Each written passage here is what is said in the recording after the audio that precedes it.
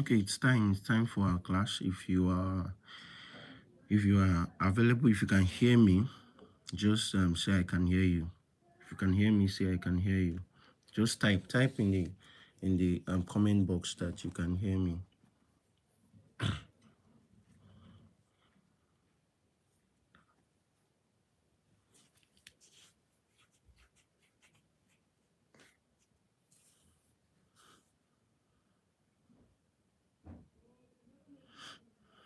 All right. So okay. I can see your responses.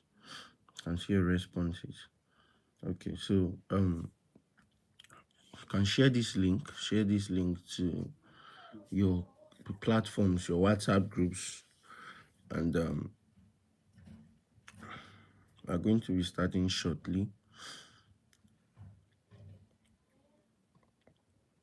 Try to share it to your WhatsApp groups. Okay. All right. Okay. Yeah, I can see your obedience. I can see you goodness. I can see you mercy. I can see you guys. All right. So we'll be starting shortly. And your exams are actually crucial for you to also understand that you should be prepared.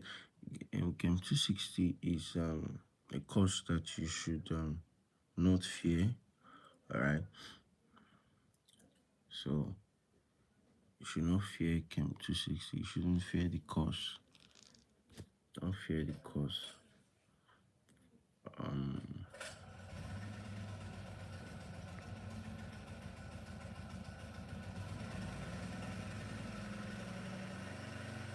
All right. So just try as much as possible to stay till the end of this class, and just for God, we're going to be treating a couple of things. All right, this course is Chem 260, and it focuses on functional groups. All right, it focuses on functional groups, and as a matter of fact, it's a course that continues from your Chem 132. That's your introduction to organic chemistry. Okay. In this course, you must have learned structure, effect, and reactivity. This is actually a preparatory class, a revision class. All right. In this course, we also have topics like isomerism. All right. Isomerism is also a core aspect of this course. Rotational isomerism as well. Then we have functional groups, study of specific functional groups like alcohols. We have study of functional groups like aldehydes and ketones. We have carboxylic acids. Okay, so we have carboxylic acids. We have carboxylic acid derivatives. All right, we have carboxylic acid derivatives. Okay, so we have nitrites as well. Okay, we have nitrites as well. All right, esters and all of that. So as a matter of fact, I would be treating specific questions chapter by chapter. All right, I'll be treating specific questions chapter by chapter. So if we are to start with the chapter one,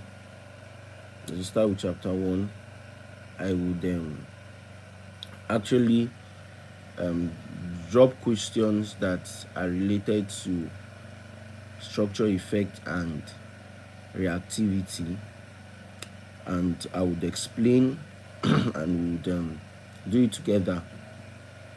All right, do it together.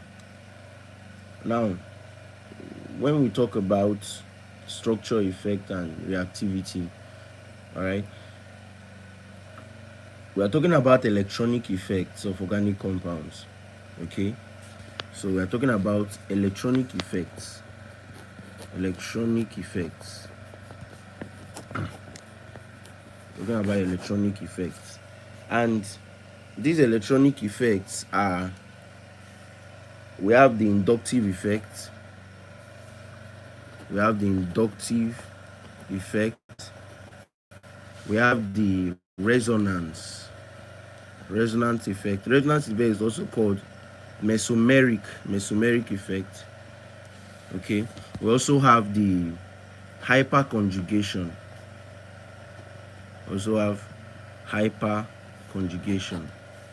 Okay, so basically when we talk about these electronic effects, we are talking about the effect that has to do with the electrons in organic compounds, the effects that are actually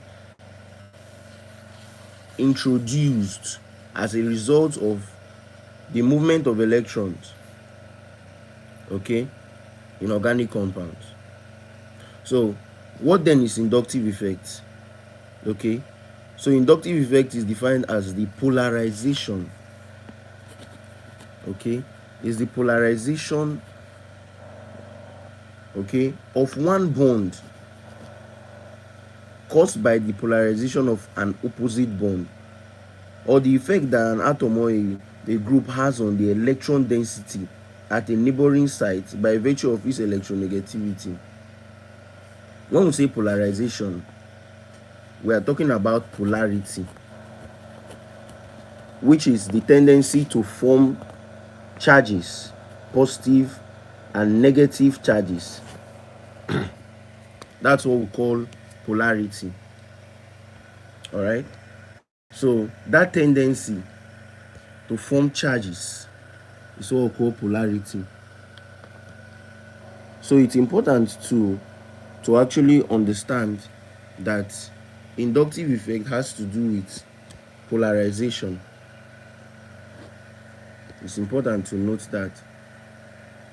So the relationship or the interaction between one atom and another atom in terms of the bonds that are actually formed, okay, and as well as their electron density due to electronegativity is what inductive effect basically focuses on. All right, now let me focus on electronegativity. Let me just focus on electronegativity as a core aspect. Now, the electronegativity in all atoms, that is, for instance, now two carbons and hydrogens are the same. All right, so the electronegativity in hydrocarbons, because basically when we talk about carbon and hydrogen, carbon to hydrogen, hydrocarbons is talking about carbon to hydrogen. So electronegativity here is actually the same. All right, so one thing is that when there is this interaction, one atom will pull electrons than the other atom, regardless of the fact that the fact that they are sharing electrons. So just imagine that in ethane, one hydrogen is being replaced by a halogen that is either bromine or chlorine. If you want to draw ethane now and you attach chlorine, ethane is CH3 CH2, then you attach chlorine here. Now what will happen is that since chlorine is more electronegative than carbon, more of the bonding electrons will be pulled from carbon close to chlorine, because chlorine is more electronegative than carbon. So the one that is more electronegative will tend to pull electrons from the less electronegative to itself. Okay, so when this occurs, two things will happen. chlorine is slightly electron deficient of chlorine minus, like a chlorine atom is slightly electron deficient. Or let me not use chlorine atom as a way of relating this.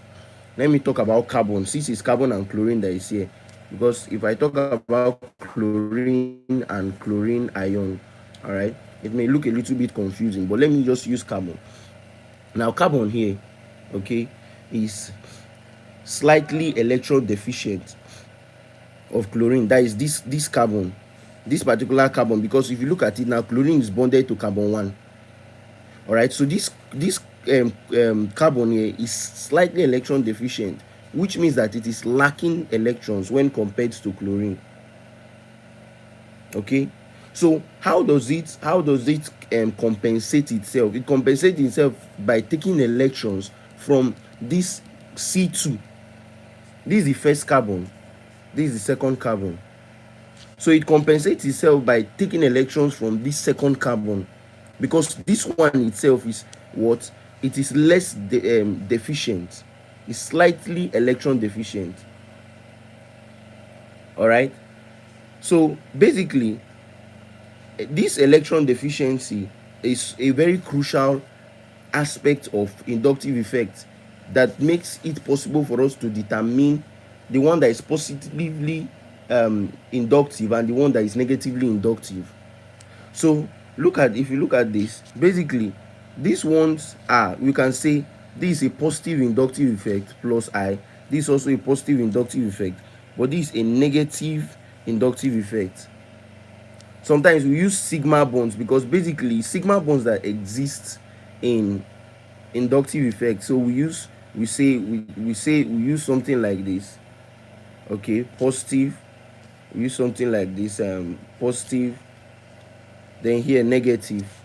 All right, or sometimes you can use this sign as well, positive, negative. Either of these signs work. Either this I here, or these sigma bonds, or this delta bond, delta symbols. All right, but it's best, most times it's best to use this. It's best to use this or this to represent. So this one has a negative inductive effect, because it is more electronegative. Okay, it's more electronegative when compared to carbon. All right, so that's why we are stating the symbol. We are stating this particular symbol, this expression on chlorine. All right, so this result that we have in polarization of the carbon, this second carbon and this first carbon, creates a slight positive charge on C2. All right, so it creates a slight positive charge on C2. Why? Because this particular carbon is not as electron deficient as this one.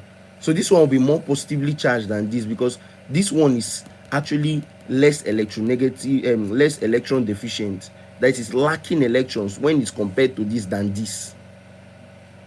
All right, so this one will be more positive than this one, that this chlorine that is more electronegative, okay, would have a higher inductive effect. But we use minus I, or this sigma minus.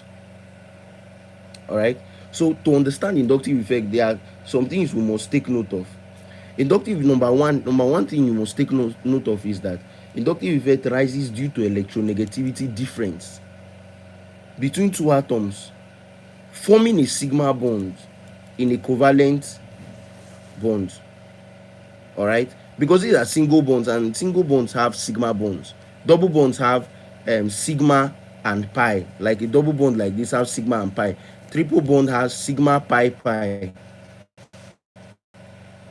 All right, so understanding inductive effect is you understanding that inductive effect actually focuses on the differences in electronegativity between two atoms. All right, forming a sigma bond in a covalent bond. What's covalent bond? Covalent bonds are formed when there is sharing of electrons. That's number one thing you must take note of. Number two is that the transformation is through a sigma bond. Okay, this transformation here, where there's electron deficiency, where the whole talk about the least electronegative and high electronegative, that happens in a sigma bond. All right. Another thing you need to understand about inductive effect is that it influences the chemical and physical properties of compounds. All right. It influences, it affects, it alters, it changes. All right, the physical and chemical properties of compound, because it acts just like functional groups. All right, so that's it basically. Now let's just look at types of inductive effect. Now A is positive inductive effect, that is plus I. This plus I wrote here, positive inductive effect. Now basically I would define positive inductive effect in a way that would be easier to understand. All right, so there are atoms or groups that increase. All right, now electron density of a molecule or atom at one point can be increased by these atoms and groups. That is, electron density can be increased by the atoms or groups in a molecule or compound. Okay, in a molecule or compound. So now if hydrogen is replaced by an atom, if hydrogen is replaced by an atom, that we have carbon, like for instance now this chlorine now replaces hydrogen in this CH. Normally it's supposed to be CH3CH3, right? CH3CH3 is ethane. Now if this chlorine now comes and replaces this hydrogen here, what will happen is that this carbon would have a positive inductive effect. That is, if the atom that replaced the hydrogen here is more electronegative. All right, it will have a positive inductive effect. Okay, so just take note of that, that if the atom that actually replaces the hydrogen or replaces that third hydrogen here is more electronegative, okay, then that carbon that actually got a replacement of its hydrogen will have a positive inductive effect.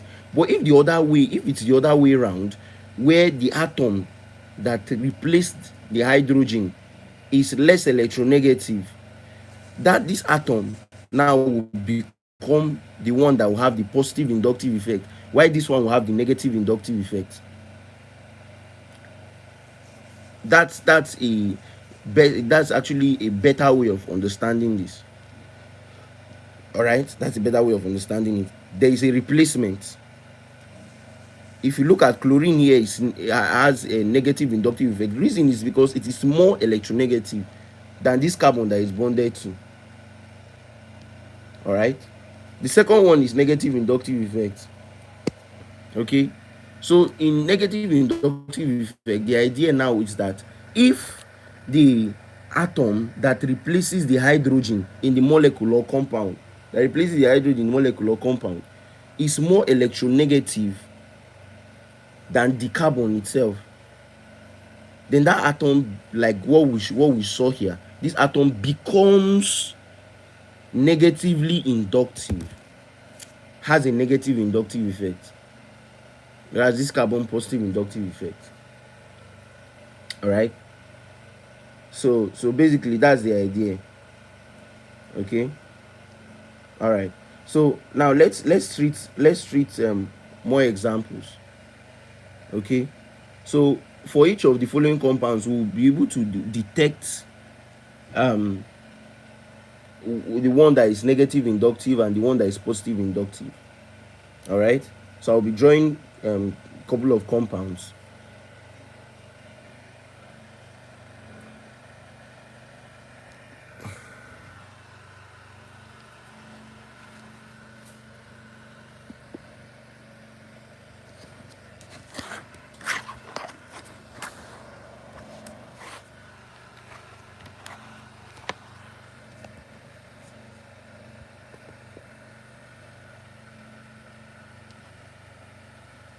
All right.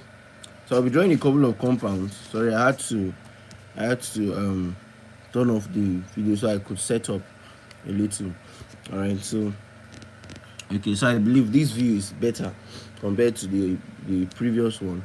Okay. So now if we have something like this, let's say we have this structure. Okay. Then we have OH here. All right. We have a structure like this, and we have OH here. Okay. Now we have another structure, another cyclic compound. Let's say we have this as well. Okay. Then we just have O here. Okay. Then we have this. Then here we have C. We have a carboxylic acid. All right. Okay. So this is number 1. This is number 2. This is number 3. All right. So now if you look at this compound there, this OH is a negatively inductive effect atom. Now it means that the electron density in the cyclo compound will reduce. All right. The electron density in the what? Cyclo compound will reduce, will decrease. All right. So when we talk about this, all right, we talk about it in terms of the electronegativity. Okay. And oxygen is more electronegative than what? Than carbon. All right. So because oxygen is more electronegative than carbon, it also further increases the electronegativity of the OH, of the alcohol group here. Okay. So it means that carbon here now would have a positive inductive effect, while this will have a negative inductive effect. All right. Then moving to this that has O minus. Let me just put O minus here. Now, if you look at the power, okay, the first thing you see is O minus. Okay. Now, what it means is that electron density here would increase as well, because oxygen itself is more electronegative. Because if you are moving across the period in the periodic table, the electronegativity increases. Then down the group, electronegativity decreases. And oxygen and carbon are in the same period. Carbon comes before oxygen.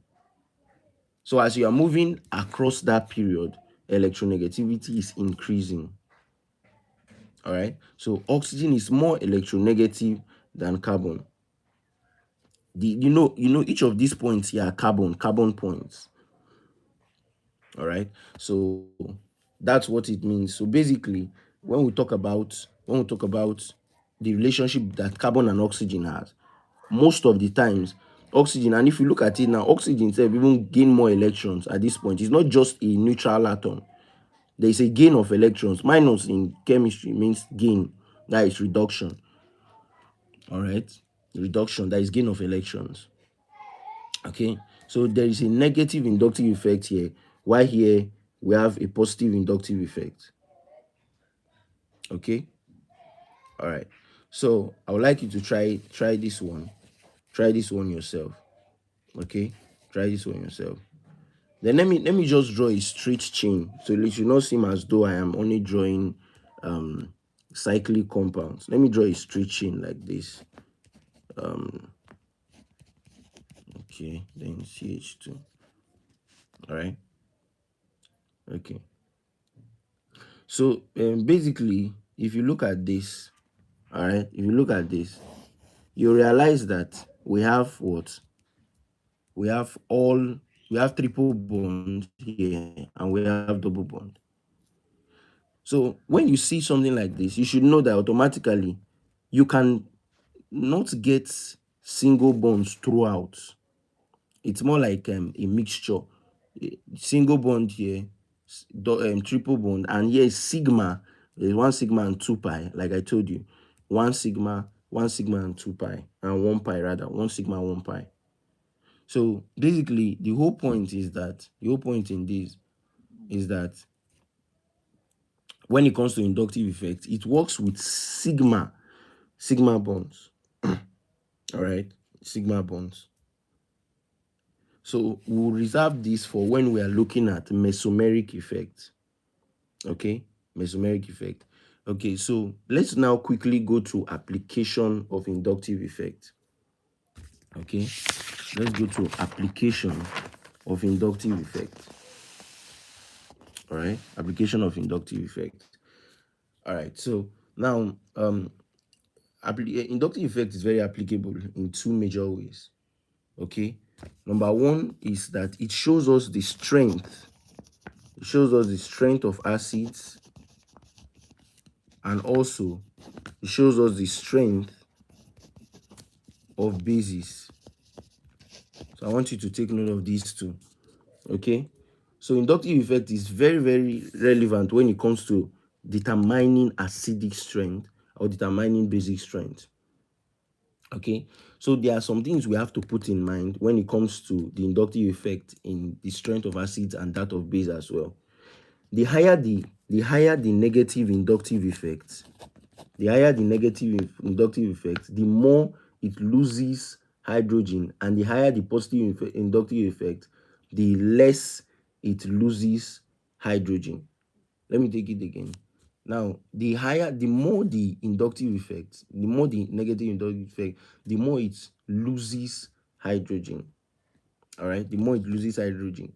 While the higher the positive inductive effect, the less it loses hydrogen. All right. When the negative inductive effect is actually high, when there is more negative inductive effect, the tendency of losing hydrogen will be higher. When there's a high positive inductive effect, the tendency of losing hydrogen will be lower. All right, that's one thing you need to understand. Another thing you need to understand is that the more the negative inductive effect, the less the pKa. Okay, pKa is potential of the acidic dissociation constant.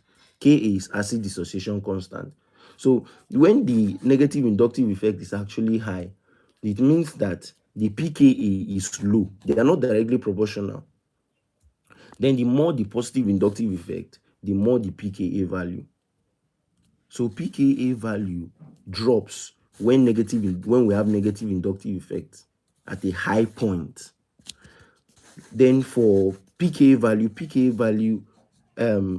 value becomes more, like it goes up when we have a more positive inductive effect. All right, when we have a more positive inductive effect. Okay, so now let's now look at the strength of acids and bases more in details. First of all, what is an acid? Okay, we know that an acid is actually defined in different ways based on different theories. We have the Arrhenius theory, we have the Bronsted-Lowry theory, we have the the Lewis theory as well. Okay, so basically, according to Arrhenius theory, it says that an acid is any substance that produces hydrogen ion as the only positively charged particle in an aqueous solution, and a base is a substance that produces hydroxyl ion as the only negatively charged particle in an aqueous solution. But now remember what Bronsted-Lowry said. Okay, Bronsted-Lowry said an acid is a proton donor, while a base is a proton acceptor. That is, an acid can release a proton, and the more an acid gives out proton, the more strongly it becomes. That's just the truth. Okay, the strength of an acid is estimated by the more hydrogen ion, that is, the more protons that it can give out. All right, so one thing you need to understand is that negative inductive effect favors acidity. All right, one point, negative inductive effect favors acidity. Remember, there was something I said the higher the inductive effect, the more it loses hydrogen. Are you seeing the point? The more the inductive effect, the more it loses hydrogen. And when we talk about protons, it's hydrogen we are talking about. All right, so if we say the more the inductive effect, the more it loses hydrogen, then it's also safe to say that inductive negative inductive effect, that is, the more the negative inductive effect, the more it loses hydrogen. So we can say that negative inductive effect favors acidity, while positive inductive effects don't favor acidity but basicity. So this guy favors acidity, why this guy favors basicity. All right, this guy favors acidity, this guy favors basicity. All right. So the higher the negative inductive effect in an acid, the stronger it is going to be, and the stronger the acid is going to be. Okay, is that clear? All right. So the stronger that acid strength is going to um, increase when there is an increase in negative inductive effect. Okay, something that is very important to note. Okay, so just note that acidity is influenced by negative inductive effect, basicity is influenced by positive inductive effect. Okay, all right. So moving forward, let's try to see how we can arrange arrange some compounds based on their relative acidity. Okay, relative acidity. So basically, if we have a compound, like this. If we have Cl bonding to C, then Cl here as well. We have Cl here as well, then C double bond to O. Okay, then OH. All right.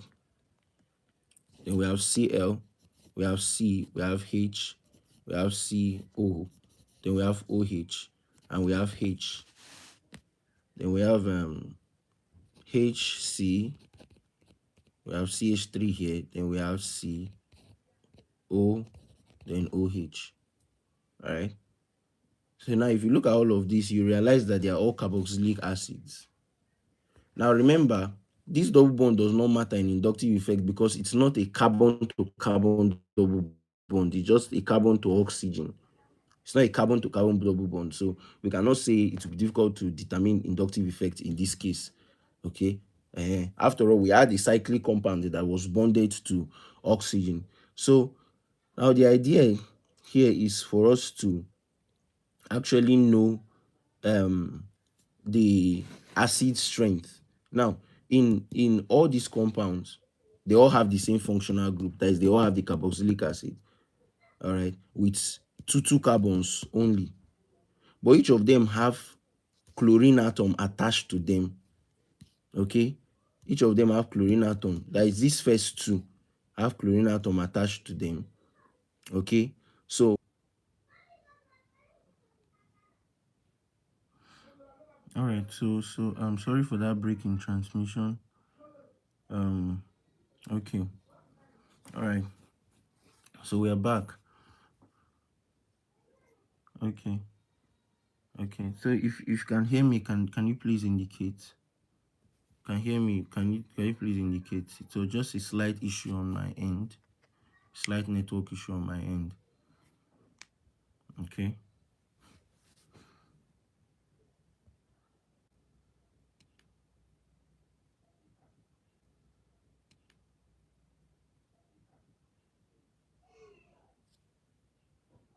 Okay. You can't hear me.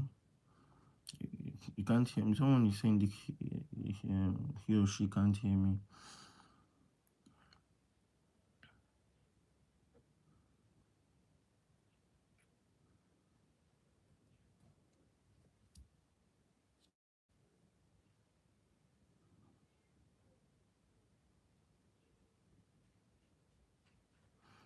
All right. So please indicate if you can hear me.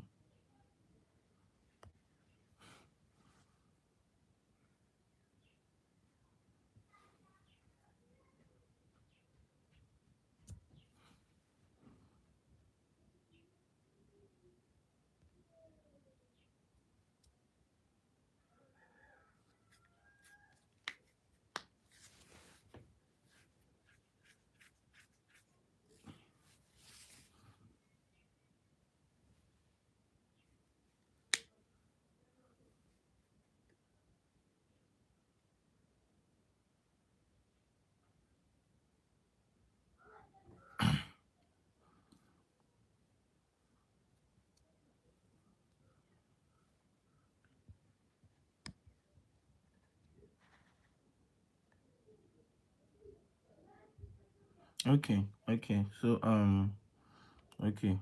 Okay, yes, you can. You say you can hear me. All right. So let's continue if that's the case. All right. So like I was saying, I was talking about these three compounds. All right. So for these three compounds, we have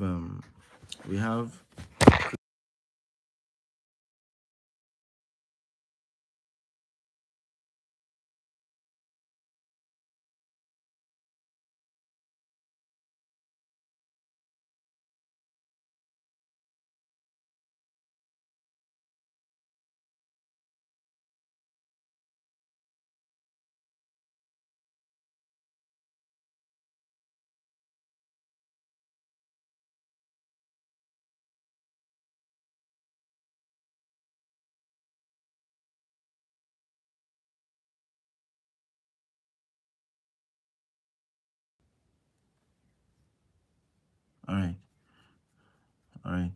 So you can hear me now, right? Okay. So we have chlorine in these two. We have chlorine in these two. Okay. And we don't have chlorine here. Okay. Remember what we said about chlorine, that chlorine is more electronegative, and because it's more electronegative, then of it is of a negative inductive effect, that it shows a negative inductive effect. That's what we said. All right, that's what we said, right? It shows a negative inductive effect. So as a matter of fact, um if you actually look very well, all right, because of the negative inductive effect, remember I told you that acidity is favored. Okay, acidity is favored. So um basically, A is having three chlorine atoms. That's this one is having three chlorine atoms. Then this one is having only one chlorine atom, and this one has none. So what it means is that because of the presence of more chlorine atoms here, it means that there is a higher level of acidity here. Okay, it means there's a higher level of what acidity here. It means that if we want to now write the decrease increasing order, okay, increasing order of acidity, it means that this will actually be the least, because this one doesn't have any chlorine. Okay, this one doesn't have any chlorine, because chlorine is more electronegative. All right, chlorine is more electronegative. The presence of this oxygen here does not indicate, okay, that there will be greater electronegativity. The fact is that this chlorine, yes, of course, we know that oxygen is more electronegative than carbon, right? But the presence of chlorine here now has overshadowed this oxygen, okay? Because chlorine is even more electronegative.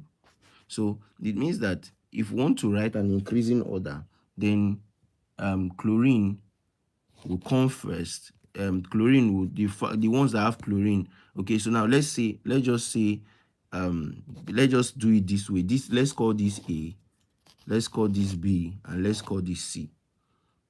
All right. So it means that if we want to write an increasing order, okay, we have to say C is less than. All right. So C is less than B, B is less than A, which means that A is what?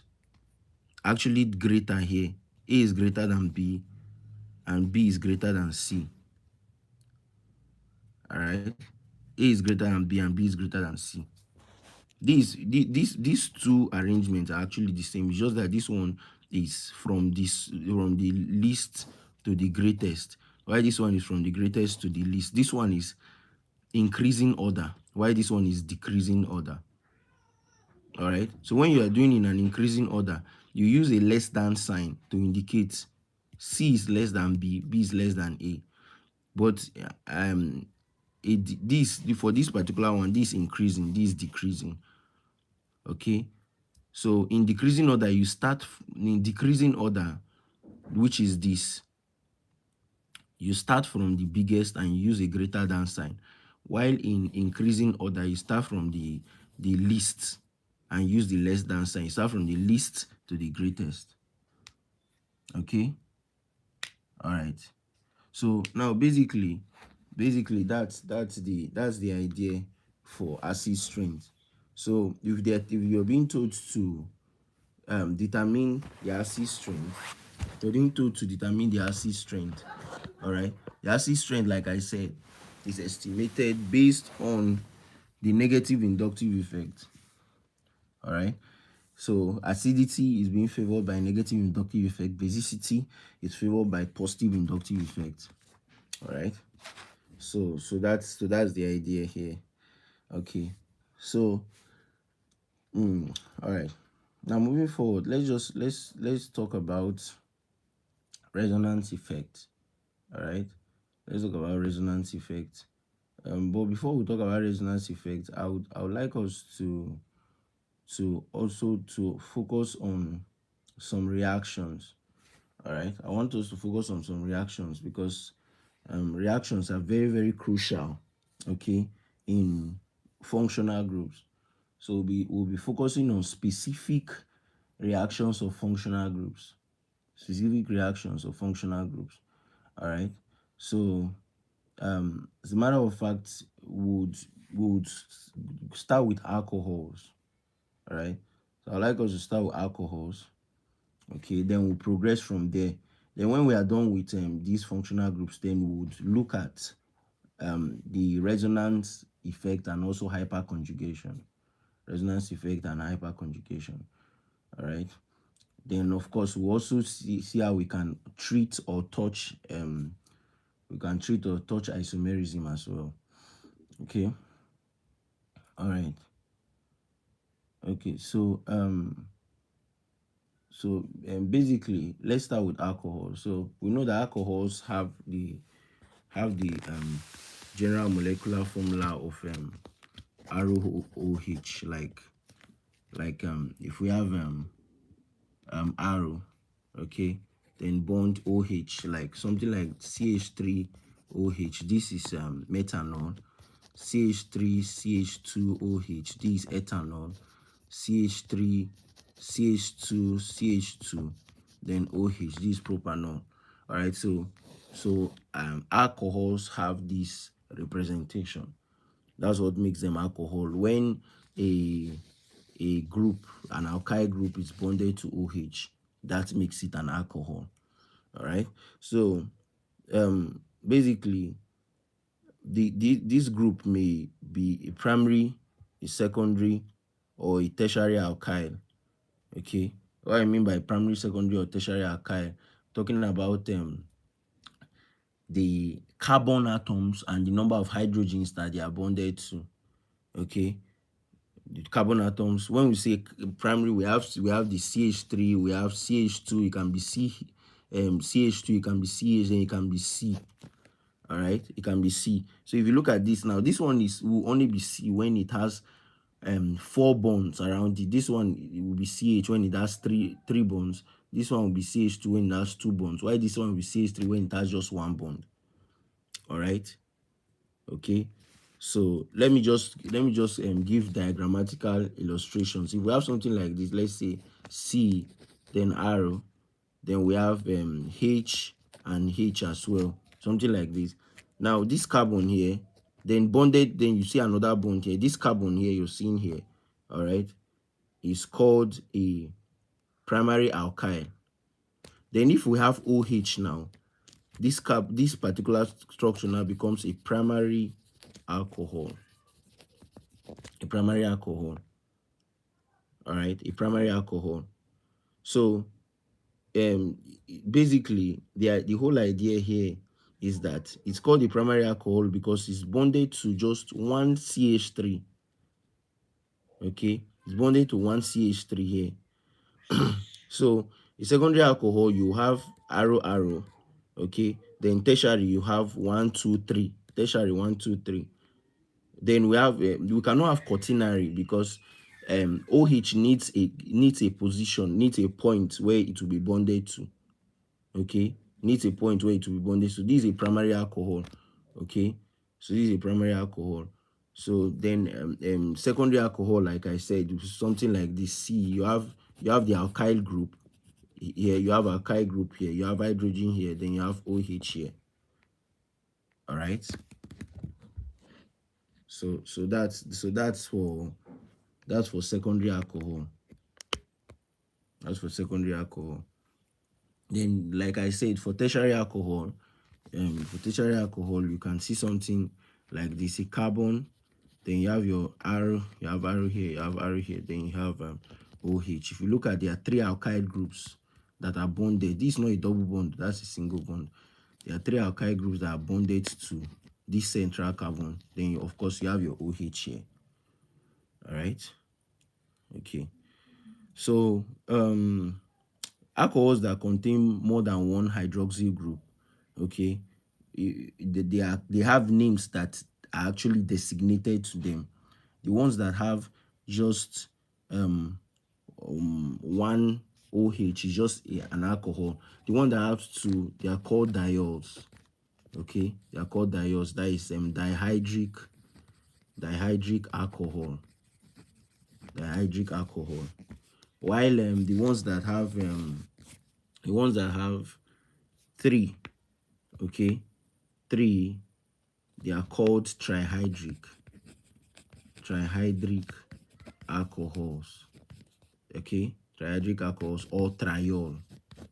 Okay, example of a dihydric alcohol is glycol or glycol. While trihydric, an example is glycerol. Okay, it's glycerol. Let me just give you the structure of a dihydric, that is a diol. You have something like this: CH2, then you have OH at this point, you have OH at this point. This is a glycol, okay, or a glycol. All right.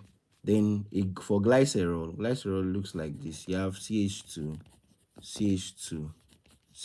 then you have OH at all these different sites. If you look at OH now, OH here, OH, so this is called glycerol. So these are just examples of diols and triols. Okay. All right. So physical properties, looking at physical properties of alcohols. Remember, we are focusing on alcohols. So physical properties of alcohols. So basically, alcohols normally, number one is that alcohols, they are neutral substances. Alcohols are neutral substances. That's the first thing you need to take note of. All right. So alcohols are neutral substances. That's number one. Okay. Now, alcohols with 4 or less carbon atoms are soluble in water.